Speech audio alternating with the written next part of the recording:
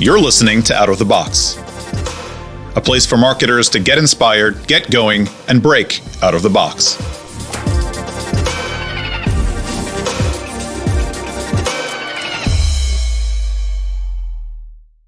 Welcome back, everyone. I'm Jess Overton, and you're listening to Out of the Box, the marketing podcast exploring out-of-the-box approaches to marketing and growth. Today, I'm joined by Tobias Boerner, CGO and Co-Founder at Fastik, an intermittent fasting app and one of the fastest growing and most successful health and fitness apps in the world. Tobias, welcome to the show. Hey, happy to be here. So we're going to talk about a lot of different topics today, but first, I'd like to hear about you. How did you get into entrepreneurship, and specifically, how did you get into the app world? Yeah, then I will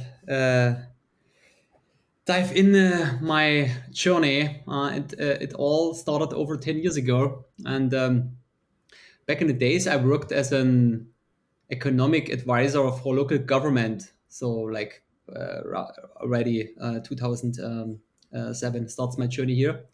And I always enjoyed working with entrepreneurs and giving them advice and helping them grow. And and there was a time where I decided to change the sides. So basically, to move from advisor and consultants to the entrepreneur side. And back in the days, I had already an online community for parties. So you maybe you know that the typical party people with a photo cam on party, making a picture of you, uploading this to a local website, and then next day you can have a look on it.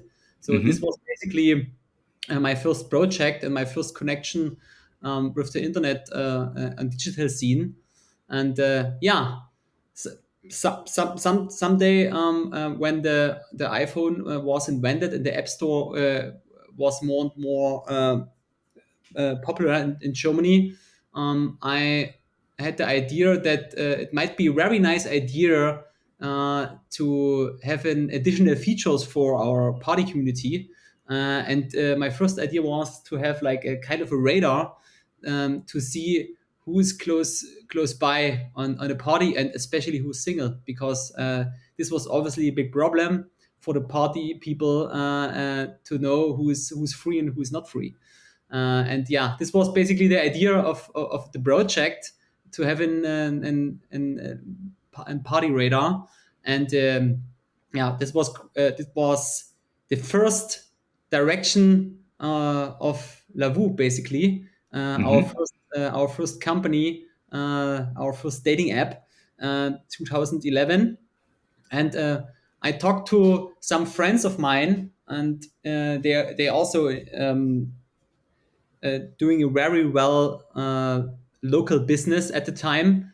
And similar to my party community, it was a local community like Facebook, but for a local state. All of them say this is a very nice idea.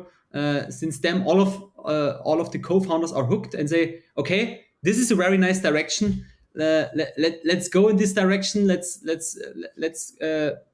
everything else on the side. Facebook will, by the way, destroy the whole local communities, and let's focusing 100% of this one thing, which is connecting people. So this was the kickoff moment for me, and then since then I'm on fire for apps and products. So I really want to get into, you mentioned communities. You mentioned communities really starting to get started in the early 2010s, somewhere in the 2011 area, where Snapchat was just coming into play. Instagram was about a year old at that stage. And if we look at communities now, they seem to be all over the place, and they're in every category. They're really pretty dominant. So in the 10-year span, there's been a huge evolution of community-based apps. Can you talk a little bit about that evolution and what it was like to watch it evolve? Yeah, absolutely. I mean, for us, and especially for LOVOO, also for Fastik now, community is always key. Communities driving retention. Communities are very, very strong for building out the brand. It helps to connect people and to spread the message very fast. And if you look on the development of the community since 2011, and it's basically, from my point of view, it's changed from more the static one, like with more or less images, to like more or less 100% video.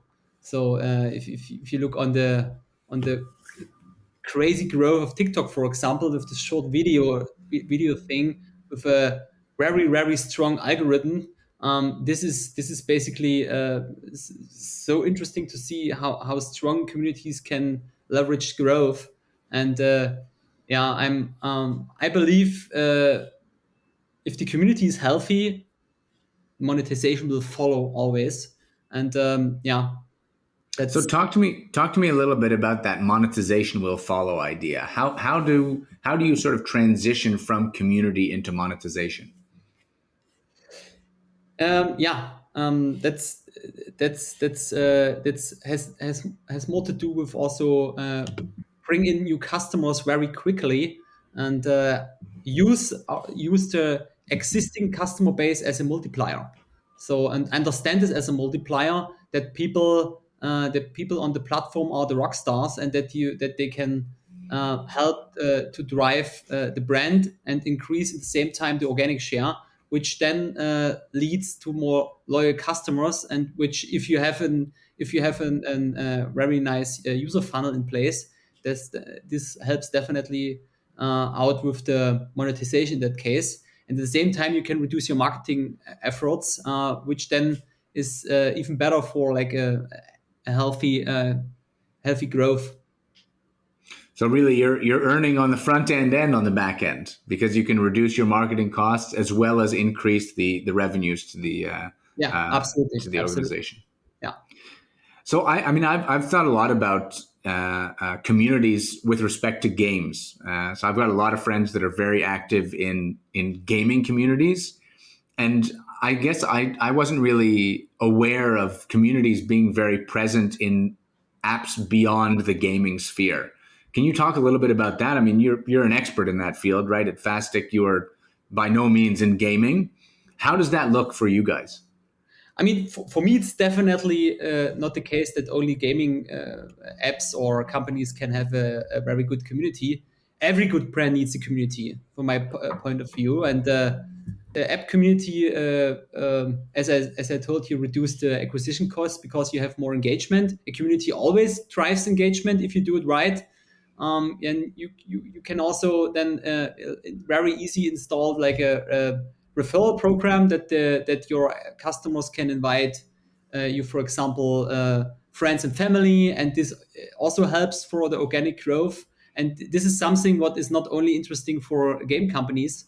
I think everyone needs to have this kind of organic growth initiatives.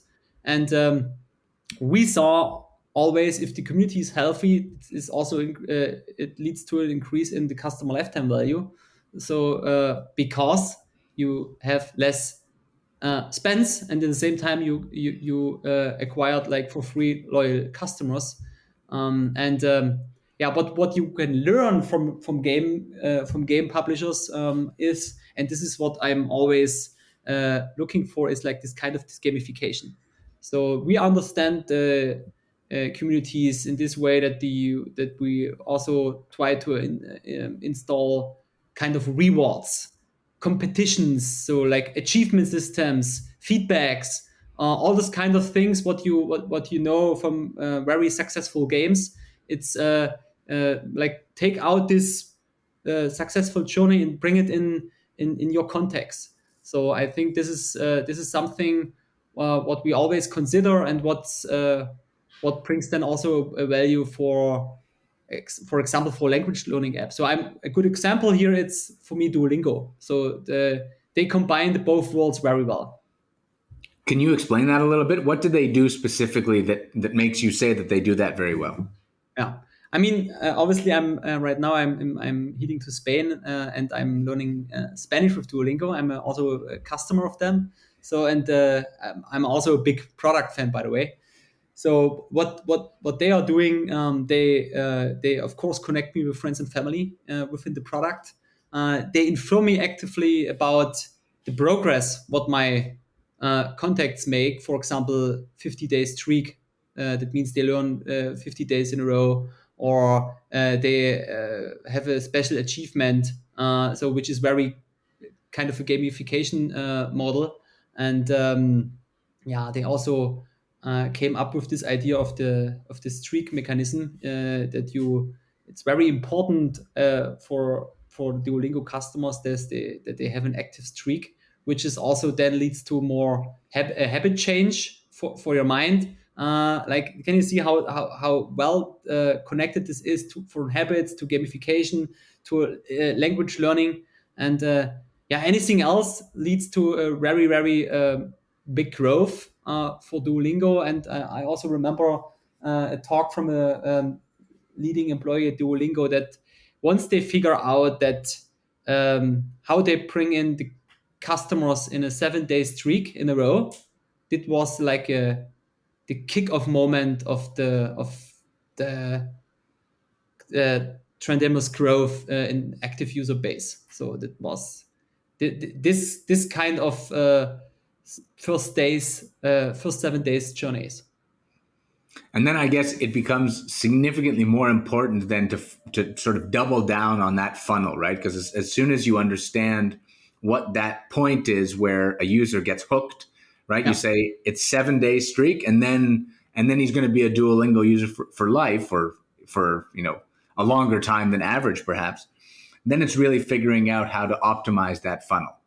Absolutely. I mean, I would bet on it. If you look in data of Duolingo, those kinds of customers, they also happy to invite other friends to Duolingo, as I did, and then again the community effect kicks in, and everything starts again with a new customer, with the same, hopefully with the same journey, and with the same achievements. Can you talk a little bit more about how you view at Fastik the sort of product development cycle in that framework? The idea that you want to get to a certain inflection point, you want to improve the user funnel so that the community is strengthened by each additional user that comes to the platform. What's your product approach within that framework? For Fastik, we work with the pivot metric. It's also known as the R funnel. So it starts with the acquisition, then we go into the activation phase, then referral, and so on, revenue.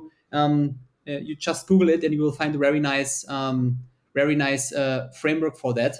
And we try to optimize every single touch point and understand every single metric which can be optimized within this journey. And of course, after a very proper onboarding, then it's for us time for bring the customer into the product, and also guide them through the first days with our gamification approach. So as I said, after the onboarding, the well-designed customer journey will start, and everything to that journey starts with the opt-in for push notification. So that's very, very important, and this is I think this is not a hidden source. I mean, all of the app publishers know that push drives retention, and of course this is one way of informing the customers about something is new, but I think it's the most important one. And and then we're also focusing in the we start with the optimization with every single day in a row. So start day 0, day 1, day 2, day 3, and then try to optimize the journey for every customer very unique. So every customer building their own use case, let's say, so that it feels very, very personalized. And this is something what we making sure that we have this year in 2020 our highest prioritization for that. And we know if we can make the journey as possible as personalized as possible, this will lead to increase in retention, which will lead then to more profits, to more user growth, to a And then healthy that growth loop just continues to and the drive growth itself. starts again, exactly. Very cool. Do you have, or is there an impact then on the way that you guys do user acquisition? Perhaps it would seem to me then the focus on community has a relatively big impact, perhaps, on what channels you're using or not using. Is that true? You mean for acquisition, for user acquisition? Exactly. Yeah. Basically, we are live with campaigns on basically every channel which is scalable, which is international, and which brings us good returns in not only on revenue, also on loyal customers. And this is by nature. If you look on the big channels, it of course it is Facebook, it is Google, it's TikTok, but also Reddit could be interesting if you figure out that's a community what also in our case is interested in intermittent fasting. So then of course we need to be there, and we also bring our message to our personas. They are active Reddit customer, for example. Yeah, Reddit was really the one that sprung to mind for me, at least, because it certainly seems like a really great fit for a community based app. Certainly, there's a great opportunity for crossover from Reddit.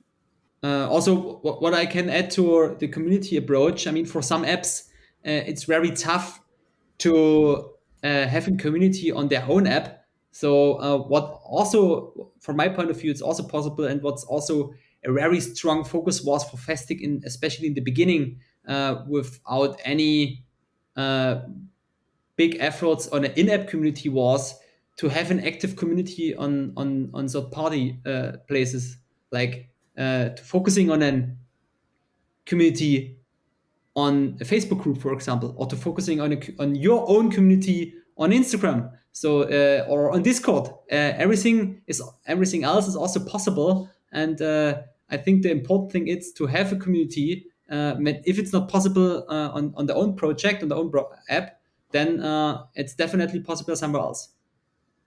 So, do you think it's actually there's an ideal time to add a community onto an app? Is it from day one? Is it from the middle of the life?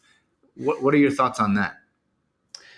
I mean, at least for my bigger companies in my career, it was always clear. I mean, for LOVOO was by nature, the product was a community. Without a community, you can't have a date.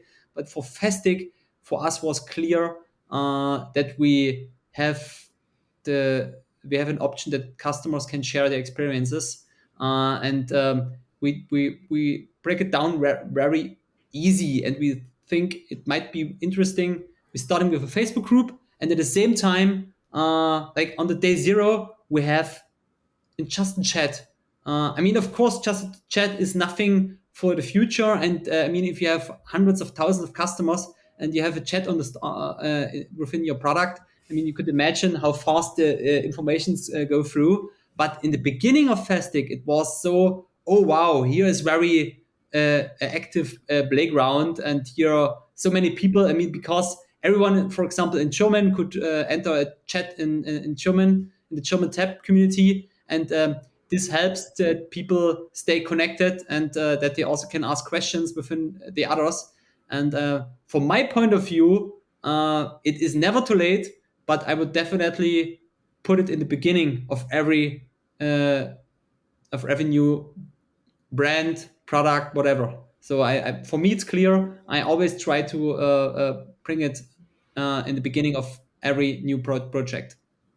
And do you think that really that's the best playbook for a developer sitting at home right now listening to this, thinking, you know what, maybe a community is a good idea for me? Is that the way that you would do it today? Go on Facebook, start a group, see what you can cultivate, and then bring it into the app? It's at least if you start with how could this look like on your end, it will lead to to more thoughts in the direction of gamification of the journey of the customers. I think it's every. I mean, community to me, it's always connected to the gamification approach. People like it, and I think people need this because otherwise it's could be getting boring. And of course, for feedback especially, it's also very important. And yeah, I definitely can recommend that to if you start your project, think of where are the customers in the beginning. Maybe it's enough to have just an active Twitter account and to bring the customers over there and to be in contact. The important thing to me is that the brands or developers have an active dialogue with the customers or the future customers. And this the best way to do so. It's with a community. Absolutely. What do you think makes Fastik's community so great? So I think you covered what somebody could do if they're at the start of their journey. For those who already have communities, you guys have a thriving community, and you've developed a product that really enables users to engage well with each other within the product. What do you think are the best practices or the real tips to make your community a winner? As I said, definitely establish the community within the first MVP. So we know that to have a community, it could be a very big effort when it comes to development, and we try to make it as lean as possible and as simple as possible for the customers in the first place, and also to go live with something with some points where the people can connect. And also in the beginning, we try to also moderate this a little bit, and I think this is also a key that not that you. I mean, I saw this already over the years. If it's without moderation, it can go very quickly in the wrong direction. So then that means spam, scam, and fraud and all this kind of things will kick in, and then you have a very serious problem. So I think we understood. I mean, we had already the experience of having an active community, but we also know that so important is to have like a kind of a moderation. Even if it's a Facebook group with like 10,000, 20,000, 50,000 people inside, you need moderation for that. And it's very easy to get them. So we also ask our heroes, our customers, our lovely customers, who wants to be a moderator. So and who wants help other customers with their questions and to moderate a little bit. So this was definitely one thing what we choose, and also we came up with this little chat idea in the beginning to giving the feeling that here's a very active community, and also from time to time we go very actively in the chat, say we send everyone a push. Now the coach is there asking your questions, that we always force customers to stay connected, to send in your question, to open the chat, talking to others. So yeah, I think a very big thing is the moderation and of course have an understanding how to define a customer journey when it comes to communities. I'm interested in where that responsibility lies within your team, because it's sort of CRM, but it's not really CRM. And it's sort of moderation, but it's not really moderation, because I really like that idea of, the coach is in the chat, get in here, enjoy, and really sort of fueling the fire of community. How do you fit that into your team? I mean, for larger community, then it's definitely for larger company. It's clear there is one unit responsible for it, or one team responsible for it. In the beginning of Fastik, you have this. If you have this feeling of a very small startup, everyone is responsible for, and also the founders love to be involved in things like that, and then they being the coach in the chat, and then they also answer the questions. And this is, I think, very, very important. That's nothing for just a working student. It is important that everyone cares about the feedback of the customers, and I think then everyone understand also the problems of the customers, and this was for us top level, for the management, for the founders, and